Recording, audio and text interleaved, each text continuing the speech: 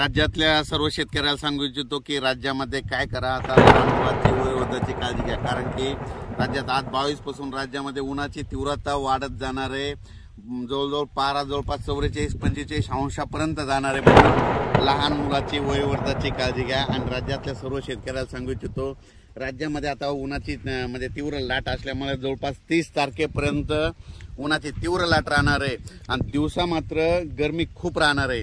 दिवसा अशी गरमी राहणार की जसं मुंबईला जसं गेल्यावर गरमी असते तशी आपल्या महाराष्ट्रामध्ये, मराठवाड्यामध्ये, मध्य महाराष्ट्रात, विदर्भात सगळीकडे तेवढी गरमी जाणवणार आहे। म्हणून हा अंदाज लक्षात येता।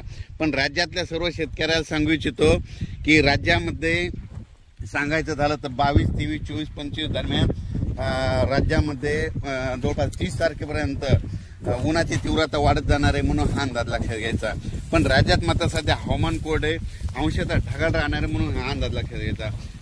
म्हणून राज्यातल्या सर्व शेतकऱ्याला सांगू इच्छितो की शेतीची आता मशागतीची कामे करून घ्या। कारण की आता म्हणजे अंदमान आणि निकोबार बेटा त्या समुद्रामध्ये मान्सूनला असं पोषक वातावरण चालू आहे म्हणून हे देखील सांगू इच्छितो।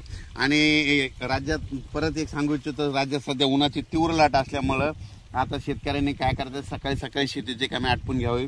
आणि हे काय पाहू शकता, हे आपल्या शेतामध्ये संपूर्ण नाले सगळे नाला खोलीकरण सगळं करून सगळे कामं व्यवस्थित करून ठेवलेले आहे। आणि आमच्या शेतामधून हे अंदाज देत आहे म्हणजे पुढच्या वर्षीची सोयाबीन तूर याची तयारी करून ठेवायची।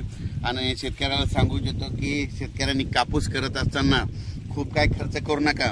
काय करा, अंतर कमी करा, 3x1 कापूस करा, अंतर कमी करा, खर्च कमी करा। जास्त म्हणजे खर्चाच्या भानगडीत पडू नका।